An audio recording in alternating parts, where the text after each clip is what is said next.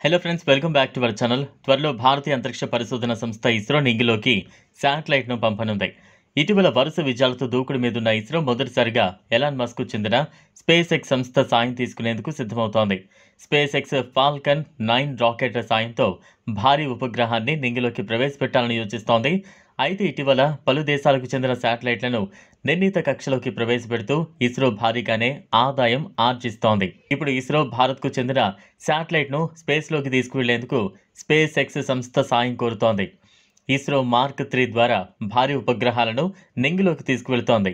అయితే mark 3 rocket 4000 కిలోలున్న ఉపగ్రహాలను మాత్రమే భూస్థిర కక్షలో ప్రవేశపెట్టే సామర్థ్యం ఉంది. కానీ ఇస్రో కమ్యూనికేషన్ శాటిలైట్ అయిన జీశాట్ N2ని స్పేస్లోకి పంపించాల్సి ఉంది. అయితే ఈ రాకెట్ బరువు 4700 కిలోల బరువు ఉంటుంది.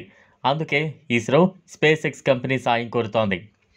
ఈ క్రమంలోనే స్పేస్ ఎక్స్కి చెందిన ఫాల్కన్ 9 రాకెట్ జీశాట్ N2 శాటిలైట్ను అంతరిక్షంలోకి ప్రవేశపెట్టేందుకు ఏర్పాట్లు చేస్తోంది. స్పేస్ ఎక్స్ రాకెట్ను ఉపయోగించుకుని ఇస్రో చేపడుతున్న తొలి వాణిజ్యపరమైన శాటిలైట్ ప్రయోగం ఇదే కావడం విశేషం. ఇదిలా ఉంటే జీశాట్ N2 శాటిలైట్ విమానాల్లో ఇంటర్నెట్ సిగ్నల్స్ అందించేందుకు సాయం చేస్తోంది.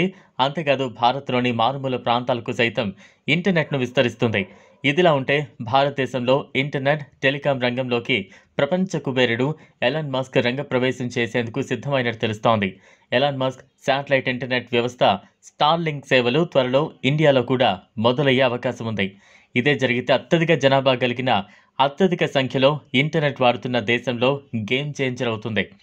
ఒకవేళ ఎలాన్ మస్క్ స్టార్లింక్ ఇండియాలోకి వస్తే ముఖేష్ అంబానీ జియో, సునీల్ భారతి మిట్టల్ ఎయిర్టెల్ వంటి సంస్థలు జాగ్రత్త పడాల్సిందే. అయితే ప్రస్తుతం భారత్లో బ్రాడ్బ్యాండ్, వైఫై ధరలు ప్రపంచంతో పోల్చి చూసినప్పుడు తక్కువ ధరల్ని కలిగి ఉన్నాయి. ఈ ధరలను బట్టి చూస్తే ఎలాన్ మస్క్ జియో, ఎయిర్టెల్తో పోటీ పడగలదా అనేది వేచి చూడాల్సి ఉంటుంది.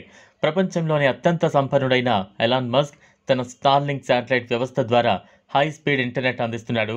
భూమికి సమీపంలో ఉన్న కక్షలో వేల సంఖ్యలో శాటిలైట్లను మోహరించాడు. వీటి ద్వారా నేరుగా ఇంటర్నెట్ సేవలు అందుకోగలం.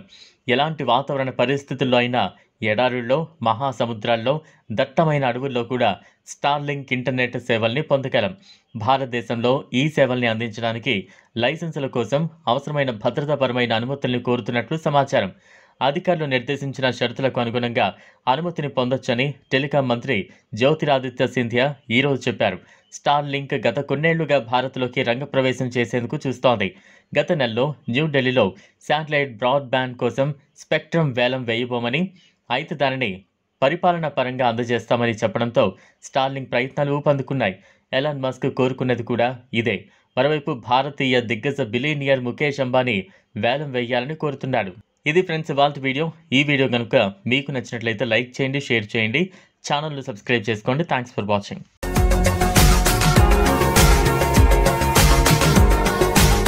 మరిన్ని అప్డేట్స్ కోసం మా ఛానల్ని సబ్స్క్రైబ్ చేయండి.